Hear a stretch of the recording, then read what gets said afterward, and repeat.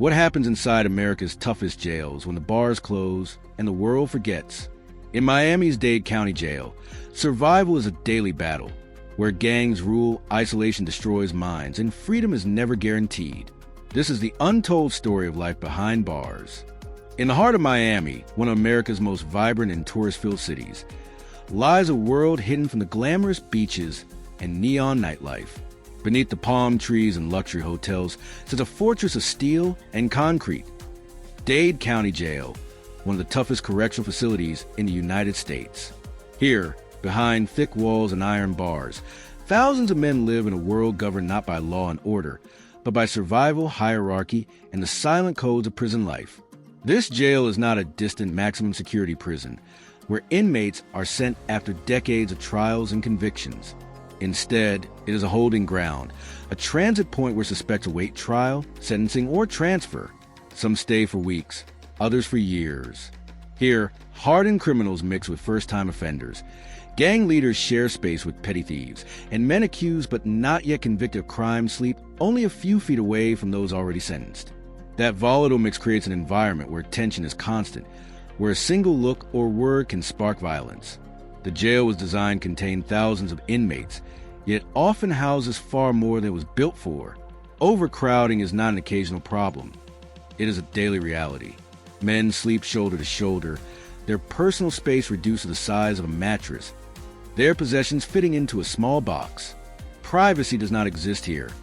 Every meal, every argument, every moment of despair is witnessed by others. For many, this pressure cooker confinement becomes more dangerous than the crimes that brought them here. But beyond the cells and locked doors lies another, invisible system, the inmate hierarchy. Inside Dade County Jail, rules are not only made by guards or administrators, they are also enforced by prisoners themselves. Respect is the currency of survival.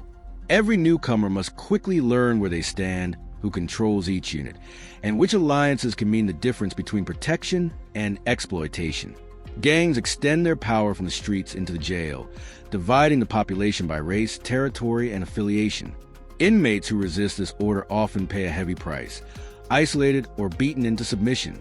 Guards walk the tiers daily, but their authority is contested. They are outnumbered, often overseeing dozens of men at once, and must tread carefully between discipline and provocation. For correctional officers, every shift is a balancing act, maintaining control without pushing the population into open rebellion. Violence can erupt at any moment, and officers know that they, too, are targets if the delicate balance tips. Inside these walls, time becomes distorted. For inmates awaiting trial, days blur into weeks, weeks into months. Court dates are postponed, hearings delayed, lawyers change, and appeals drag on. Some men sit in Dade County Jail longer than they would have if they had already been convicted. The uncertainty gnaws at them. Some obsess over their cases, others resign themselves to the wait, and still others lose track of time altogether. For many, this limbo is its own punishment. The environment also reshapes personalities. Men who arrive timid and quiet learn to harden their demeanor, adopting the posture and language of toughness to avoid becoming victims. Friendships form, but trust is fragile, always shadowed by the possibility of betrayal. Secrets spread quickly in confined spaces, and alliances shift without warning. Survival demands constant vigilance, a readiness to defend oneself at any time. Food, too, becomes part of the struggle. Meals are basic, often bland, and sometimes scarce. Those with money in their commissary accounts can buy snacks, instant noodles, or coffee, items that quickly become bargaining chips in an underground economy. Cigarettes, though banned, still circulate. A soup packet or candy bar can settle debts, cement friendships, or start fights. In this world, even the smallest item carries weight. Beyond the physical, there is the psychological toll. The sounds of jail are unrelenting. The clang of metal doors, the shouts of inmates, the echo of footsteps in long corridors. Nights are rarely quiet. Sleep comes in fragments, often interrupted by fights, arguments, or the simple fear of being attacked. Anxiety and depression run rampant, and access to mental health care is limited. Some inmates retreat into themselves, while others lash out violently as a way to cope. Yet amid this harshness, there are glimpses of humanity. Inmates share stories, laugh over jokes, and cling to moments of normalcy. Some find religion, others educate themselves with whatever reading material they can get, and a few even mentor younger prisoners, trying to steer them away from repeating mistakes. For all its brutality, Dade County Jail is still a place where men search for meaning, redemption, and survival in a world designed to strip them of it. Life inside Dade County Jail follows a rhythm, but is a rhythm unlike any outside in the free world. The day begins early, often with the clanging of metal doors and the shouts of officers echoing through the corridors. Inmates are woken abruptly, lined up for head counts, and reminded constantly that they live under total control. But while the schedule is rigid, the experience of each prisoner is shaped not by the official rules of the institution, but by the unwritten laws of jail culture. Morning meals are served quickly and without ceremony. Plastic trays slid through slots or handed out in groups, often lukewarm and unappetizing. For many, breakfast is less about nourishment and more about survival. Those with strong connections, money in their commissary accounts, or ties to gangs rarely eat what is provided. They rely on instant noodles, chips, or candy purchased through the system's commissary, turning their meals into something more tolerable. For others who lack outside financial support, the jail-issued food is all they have, and sometimes it is not enough. Arguments often break out over food portions, and trades are made in whispers. One tray swapped for another item, a small luxury gained at the cost of tomorrow's security. After meals, the hours stretch endlessly. Some inmates pace the narrow walkways of their units, exercising in confined spaces to keep their bodies sharp. Push-ups, squats, sit-ups, and makeshift weights carved from bags of water or tightly packed clothing become their gym. Others sit in corners, reading old, worn-out books, scribbling letters to family, or simply staring into space, lost in thought. Time in jail is cruel. It moves too slowly when men are waiting for trial, and too quickly when they need more time to prepare their defense. Visitation days bring a break from the monotony, but they also carry deep emotional weight. Families arrive at the jail, waiting for their chance to see loved ones through glass windows or on monitored video calls. For inmates, these moments are bittersweet. They provide a glimpse of life outside, a reminder of children growing older, partners struggle without them, or parents aging quickly. But they also deepen the ache of confinement, reminding prisoners of what they have lost. Arguments between partners are common during visits, as frustration and distance erode relationships. Children sometimes refuse to speak, too confused or angry to understand why their father is locked away. These encounters can motivate inmates to change, but they can also break spirits, leaving men more bitter than before. Healthcare in Dade County Jail is another battleground. Access to medical treatment is limited, and complaints of illness are often dismissed as exaggerations. Prisoners suffering from chronic conditions fight for attention, filling out forms that take days, sometimes weeks, to process. Mental health is an even greater challenge. Many inmates arrive with untreated psychological issues, and the stress of incarceration only worsens them. Depression, anxiety, paranoia, these are as common here as tattoos and scars. While some prisoners receive medication, others slip through the cracks, their conditions untreated until they manifest in violence or self-harm. Discipline inside the jail is often maintained through searches. Correctional officers regularly sweep cells, overturning mattresses, rifling through personal belongings, and confiscating contraband. The most sought-after items are simple: makeshift weapons, extra food, small tools, or smuggled phones. For the prisoners, these searches are invasions, stripping away what little privacy they have. Yet contraband always finds its way back in, through visits, corrupt staff, or ingenious smuggling methods. It is a cycle that never ends, a game of cat and mouse played in steel corridors. Solitary confinement, known as the hole, looms as a constant threat. Inmates who fight, disobey guards, or break rules are sent to isolation cells, where they spend 23 hours a day locked away from everyone else. The silence in these cells is suffocating, broken only by the sound of one's own breathing or the occasional distant shout from another prisoner. Some men emerge hardened, others broken. Solitary can push fragile minds over the edge, and yet it remains one of the jail's most used disciplinary tools. Despite the hardships, bonds form inside. Prisoners create small families, looking out for each other, sharing food, advice, or protection. Gangs dominate much of this, but even outside of gang structures, friendships emerge. Inmates teach one another how to read, how to write, how to understand their legal documents.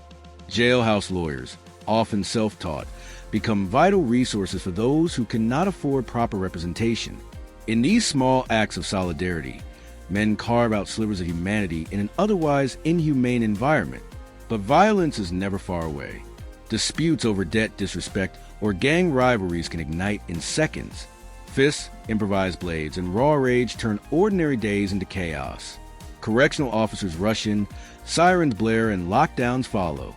For hours, sometimes days, entire units are confined to cells as punishment, with privileges stripped away. These eruptions serve as reminders of the volatility of jail life. Peace is always temporary, and danger is always near. For those inside, survival is not just about enduring the sentence. It is about maintaining a sense of identity in a system designed to erase it. Prisoners cling to rituals, tattoos etched with homemade ink, coded handshakes, secret languages developed in whispers. These become shields against the system, reminders that even here behind bars, they exist as individuals with stories, loyalties, and dreams. To understand Dade County Jail, we must also place it within the larger picture of the American prison system. The United States has the highest incarceration rate in the world. With only about 5% of the world's population, it holds nearly 25% of its prisoners. This reality means that jails like Dade County are not isolated institutions. They are part of a vast machine that cycles millions of people in and out of custody every year. Miami's jail is both a symbol and a symptom of this national phenomenon. One of the biggest issues shaping life inside is overcrowding. Dade County Jail was built to house a limited number of inmates. Yet year after year, the numbers swell beyond its intended capacity. Overcrowding stretches resources thin, making it harder for guards to maintain order and nearly impossible for inmates to access consistent medical care, counseling, or educational programs. Dormitories designed for a dozen men sometimes hold 20 or more, forcing inmates to sleep on floors or in makeshift bunks. With bodies crammed together and tempers high, overcrowding itself becomes a spark for conflict, pushing an already tense environment to the edge. Overcrowding also worsens another issue: racial and ethnic tensions. Miami is one of the most diverse cities in the United States, and its jail reflects that diversity. Inside, however, differences are not celebrated but weaponized. Inmates often self-segregate along racial or ethnic lines, not only out of choice but also for survival. Latino gangs, African American crews, white groups all assert dominance over certain sections of the jail. Neutral inmates who refuse to align with anyone often find themselves vulnerable, easy targets for extortion or violence. Guards are constantly aware of this delicate balance, knowing that a single incident can trigger wider unrest across racial lines. Economics plays a role too. Running a facility like Dade County Jail is expensive. Taxpayers foot the bill for food, security, healthcare, and infrastructure. Yet, paradoxically, the jail also becomes an economy of its own. Commissary sales generate revenue, while outside companies profit from services like phone calls and video visitation. Inmates' families, often already struggling financially, are forced to pay high rates just to stay connected to loved ones. Critics argue that incarceration has become an industry, one where the suffering of prisoners translates into profit for others. The burden on correctional officers is another layer of this complex story. Guards at Dade County Jail face one of the most difficult jobs imaginable. They walk into a volatile environment every day, outnumbered by inmates who may view them as oppressors rather than protectors. They deal not only with violence, but also with the emotional weight of managing people at their lowest points. The stress takes its toll.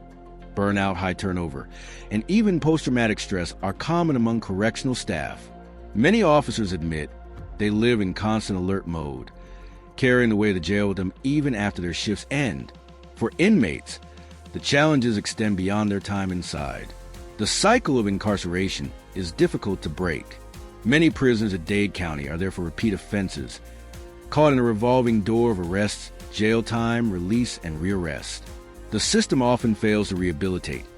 Instead, it conditions men for survival behind bars rather than success outside. Without education, job training, or mental health treatment, inmates are released back into the same circumstances that led them to crime. For many, the streets of Miami hold as much danger and hopelessness as the jail cells they leave behind. Yet, even in this bleak picture, there are stories of resilience. Some inmates find ways to use their time constructively. They attend classes offered by volunteers, participate in religious groups, or work in jail assignments that teach them basic skills. Others take up art, turning blank paper into sketches that reflect their pain and dreams. A few even dedicate themselves to mentoring younger prisoners, hoping to steer them away from the mistakes that led to incarceration. These small sparks of hope remind us that behind every inmate number is a human being, flawed, yes, but still capable of change. As the years pass, Dade County Jail continues to evolve, but the core struggles remain. Overcrowding, racial divisions, economic exploitation, and the mental toll of incarceration are challenges that seem as entrenched as the jail's steel bars. Critics argue for reforms, calling for alternatives to incarceration for nonviolent offenders, better mental health care, and programs that truly prepare inmates for life outside. Yet meaningful change is slow, and for those inside, each day feels the same as the last. For the men locked behind these walls, survival is not measured in years or months, but in moments. Each meal, each conversation, each decision to fight or walk away. Dade County Jail is a world within a world, hidden from the tourists and sunseekers of Miami, but is a world that reflects the deepest struggles of America's justice system.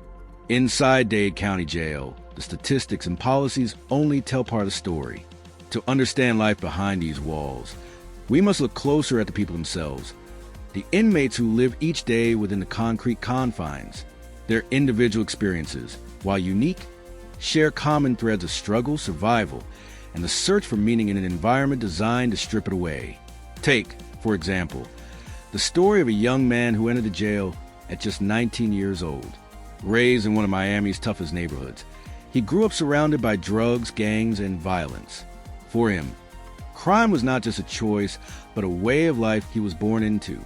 Inside the jail, he quickly learned that survival required more than physical toughness. He aligned himself with a group for protection, not out of loyalty but out of necessity. His days are filled with tension, balancing the pressures of his gang, the watchful eyes of guards, and the constant threat of rival groups. Yet, in the rare, quiet moments, he dreams of a different life, one where he could work honestly and avoid the mistakes that brought him here. Another inmate, older and more seasoned, has spent much of his adult life behind bars. For him, Dade County Jail is not a temporary stop, but almost a second home. He knows the rhythms, the rules, and the unspoken codes of jail culture. Younger inmates look to him for guidance, and he often acts as a mediator in disputes. But beneath his hardened exterior lies a deep weariness. He understands the cycle of incarceration all too well and recognizes how difficult it is to escape. His wisdom is respected. Yet he admits privately that he feels trapped not only by the system, but by his own past decisions. Women's stories, though fewer in number in Dade County compared to men, are equally powerful. Many female inmates arrive carrying the weight of abuse, addiction, and broken families. For them, jail is both a punishment and, strangely, a reprieve, a place where, at least for a time, they are shielded from abusive partners or dangerous streets. But the price of safety is steep. Separation from children, loss of dignity, and the constant stigma of incarceration. Mothers struggle the most, their thoughts consumed by the children they cannot see or care for. Phone calls become lifelines, and letters home are written with trembling hands. Try to maintain a sense of connection despite the walls. For inmates struggling with addiction, Dade County Jail can be both a battleground and a potential turning point. Many arrive still under the grip of drugs or alcohol, their bodies suffering withdrawal in cells not designed for medical detox. The lack of proper treatment means that some endure agonizing days of sickness, with little help from overworked staff. Yet, for others, the forced separation from substances marks the first step toward sobriety. If they're lucky enough to access rehabilitation programs offered sporadically within the jail, they may find tools for rebuilding their lives. But these opportunities are limited, and for every inmate who begins recovery, many more fall back into addiction once released. Religion plays a complicated role in jail life. Chaplains and volunteers regularly visit Dade County, offering spiritual guidance and religious services. For some inmates, faith becomes a source of strength, a way to cope with guilt, fear, and uncertainty. Cells are often filled with whispered prayers, and religious texts are among the most requested reading materials. For others, religion is less about belief and more about survival, a way to align with certain groups, gain trust, or simply occupy time. Yet, regardless of motivation, faith brings a sense of structure and hope that the jail itself rarely provides. Then there are those who suffer in silence, the inmates battling mental illness. Without proper treatment, their conditions often worsen behind bars. Some isolate themselves, retreating into their minds. Others act out, their behavior misunderstood as aggression when it is really a cry for help. Guards, not trained as mental health professionals, respond with discipline rather than care, sending them to solitary confinement where their conditions spiral further. These men and women represent one of the greatest failures of the system.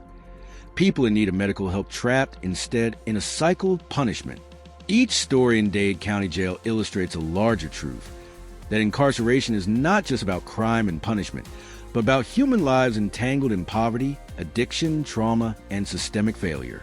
The walls of the jail contain more than inmates.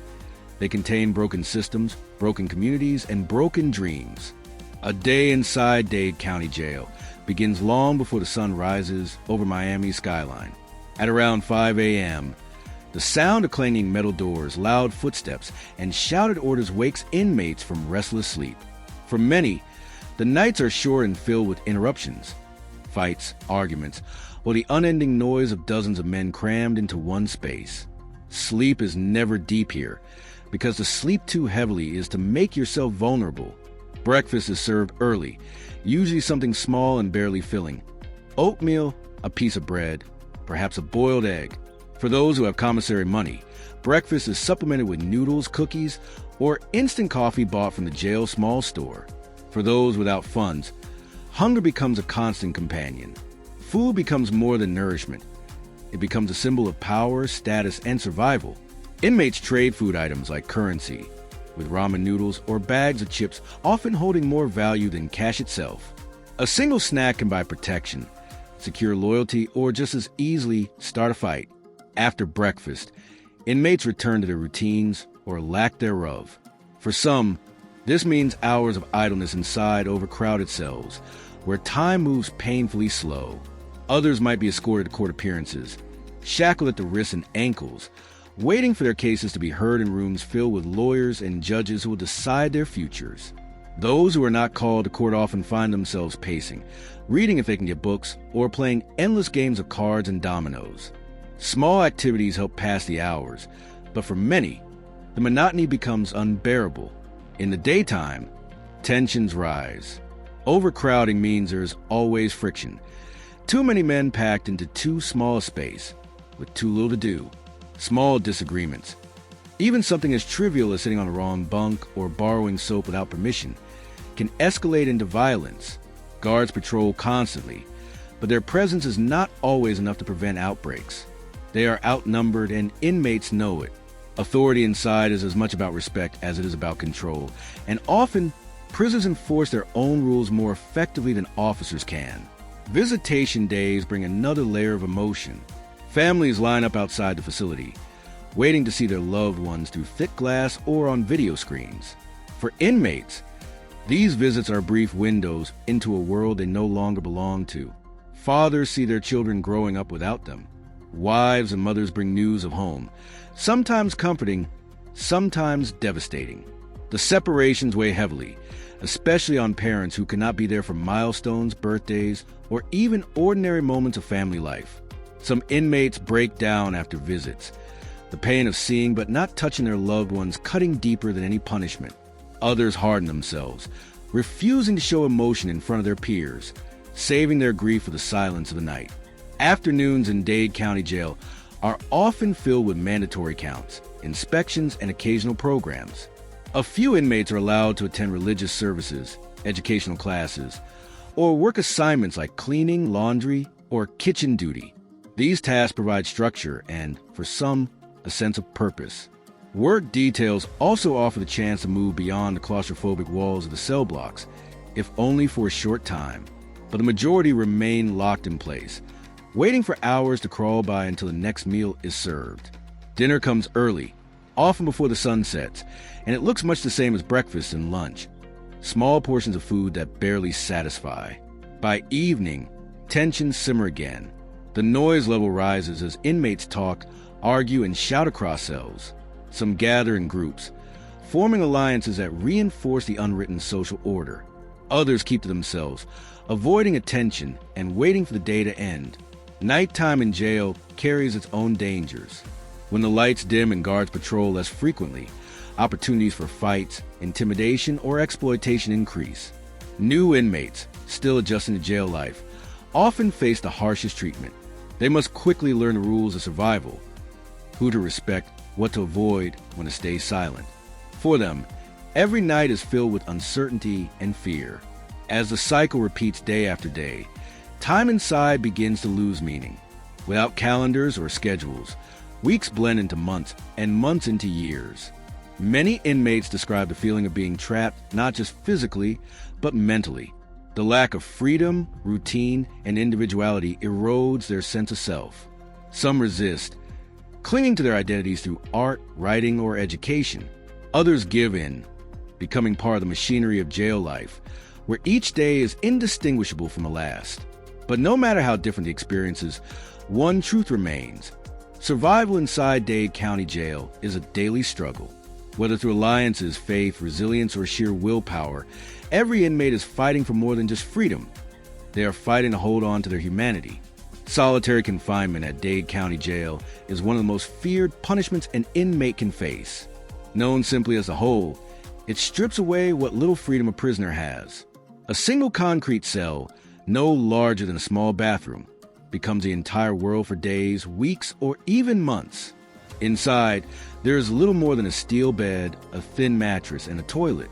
The silence is overwhelming, broken only by the occasional footsteps of guards in the corridor. For some inmates, solitary is a temporary break from the chaos of general population. But for most, it is a mental and emotional battle. In solitary, time bends. Without conversation, without the routine of cellmates, and without external stimulation, hours stretch endlessly. Many inmates describe losing track of days, unsure whether it's morning or night. The walls begin to feel as if they are closing in, and the mind turns inward. Paranoia, anxiety, and hallucinations are common. Even the strongest personalities can crumble when forced into such isolation.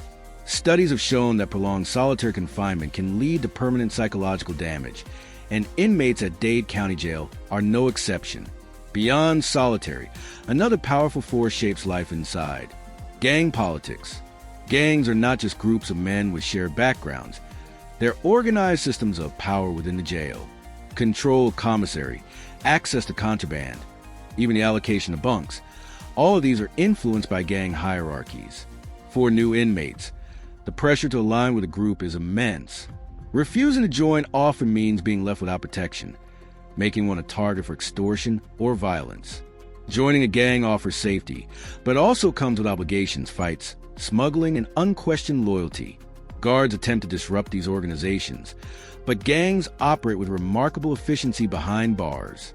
Messages are passed through coded notes, whispers, or even hidden in legal documents. Orders can travel from the streets outside directly into the cells of Dade County, blurring the line between prison and the free world. Some gangs even dictate what happens after an inmate is released, ensuring their influence extends far beyond the walls of the jail. For many prisoners, gang affiliation becomes a life sentence of its own, one that doesn't end even when their official time does. The psychological toll of such an environment is staggering. Inmates live in a constant state of hyper-awareness. Every glance, every word, every move carries potential consequences. Trust is rare, and friendships are often built on necessity rather than genuine connection. Many describe the sensation of wearing a mask at all times, projecting strength and fearlessness to survive, even when inside they feel broken or afraid. For those already battling mental illness, this environment can be devastating. Anxiety disorders, depression, and schizophrenia are common, yet the resources to treat them are minimal. Medication is inconsistent, therapy is scarce, and support systems are almost non-existent. Instead of treatment, inmates often receive punishment. A mental breakdown may result not in medical care, but in disciplinary action, more isolation, more restrictions, and more trauma. Families of inmates bear their own burdens. Parents, siblings, spouses, and children live with the absence of their loved ones, while also carrying the stigma of incarceration. Visits are often expensive and difficult, requiring time off work and long hours of waiting. Phone calls drain family finances due to high service fees.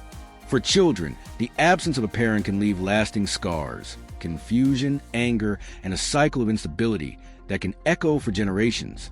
The jail does not just hold individuals. It casts a shadow over entire families. Yet within all this darkness, there are moments of resilience.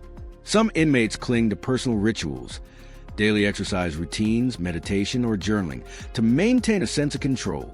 Others turn to education, enrolling in classes, or reading anything they can get their hands on. These small acts of self-improvement become lifelines, proof that even in the harshest conditions, the human spirit seeks growth and meaning. But the truth is unavoidable. Dade County Jail is not just a holding place for people awaiting trial or serving short sentences. It is a crucible of human suffering, a place where systemic flaws, poverty, mental illness, and violence converge. And while some emerge and are determined to rebuild their lives, many leave more broken than when they entered. Release day at Dade County Jail is one of the most anticipated yet terrifying moments in an inmate's journey. For weeks, sometimes months, prisoners count down the days, imagining freedom, family reunions, and the possibility of starting over. But when the day finally comes, reality is often more complicated than expected. The release process itself is slow and exhausting. Inmates are woken early, their names called over the loudspeaker. They are led through long corridors, stripped of jail uniforms, and handed back the same clothes they wore on the day they were arrested. For many, those clothes are worn, torn, or no longer fit. Some leave with nothing more than a plastic bag, containing a few personal items and a bus ticket. The gates open, and they step out into a world that has moved on without them. At first, freedom feels intoxicating. The open sky, the noise of traffic, the simple ability to walk in any direction. But soon reality sets in. Former inmates face enormous barriers when re-entering society. Employers are hesitant to hire someone with a criminal record, especially if their charges are violent or drug-related. Housing is another obstacle. Landlords often refuse to rent to ex-prisoners, forcing many into unstable living situations or back into the neighborhoods that first led them into trouble. Family reunions can be joyous, but they are also complicated. Some families welcome their loved ones back with open arms, hoping for a new beginning. Others, tired of years of disappointment, addiction, or broken promises, remain distant. Children may not even recognize the parent who left them years before, and rebuilding trust takes time that not all families are willing to give.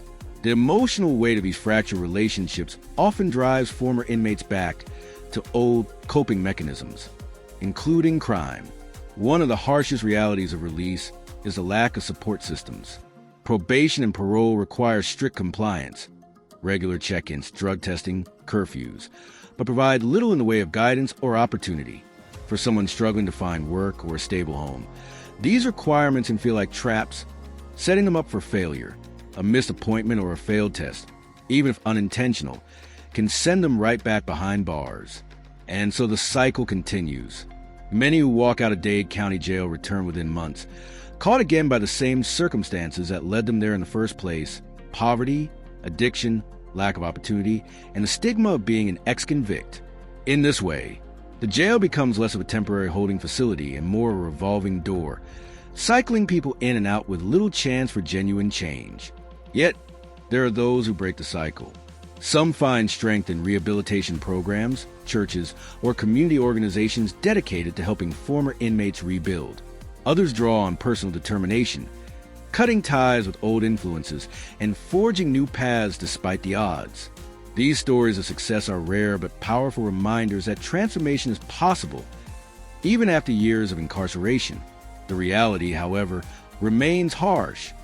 For every individual who makes it, countless others are pulled back into the system. Dade County Jail reflects not only the failures of individuals, but also the failures of society. A system that punishes but rarely heals, that confines but seldom corrects. It is a place where human beings are reduced in numbers, where survival overshadows growth, and where freedom once regained too often slips away again. Life inside Dade County Jail is more than just confinement behind concrete walls and steel bars. It is a story of survival, where every day is a battle, not only against violence, gangs, and isolation, but also against the crushing weight of hopelessness. It is a story of families torn apart, of futures rewritten, and of men and women forced into choices that often deepen their suffering rather than end it. But beyond the chaos and despair, there are moments, small, fragile sparks of resilience. Inmates who pick up a book instead of a weapon. Fathers who promise their children they will return better than they left. Individuals who, even in the darkest of places, cling to faith, to discipline, or to sheer determination to rise above their circumstances. These stories remind us that no matter how broken the system may be, human beings still carry within them capacity for change. The reality of Dade County Jail is a mirror of a much larger problem, a cycle of poverty, crime, and punishment that traps countless people across the United States and the world. It asks hard questions. Are we building correctional systems that rehabilitate, or ones that merely warehouse broken lives? Are we offering second chances, or are we ensuring that freedom remains out of reach for many? And most importantly, can a society ever truly heal if it treats punishment as the only answer? This story is not just about bars and cells. It is about humanity. It is about the choices we make, the systems we build, and the futures we decide to create for those who stumble. Dade County Jail may be one of the toughest prisons in America, but its lessons reach far beyond Miami. They challenge us to think about justice, redemption, and the possibility of change. Thank you for watching this documentary. Share your thoughts in the comments below. We want to know what you think about life behind bars and the system that keeps it in place. And if you want to see more powerful stories like this, don't forget to subscribe to our channel.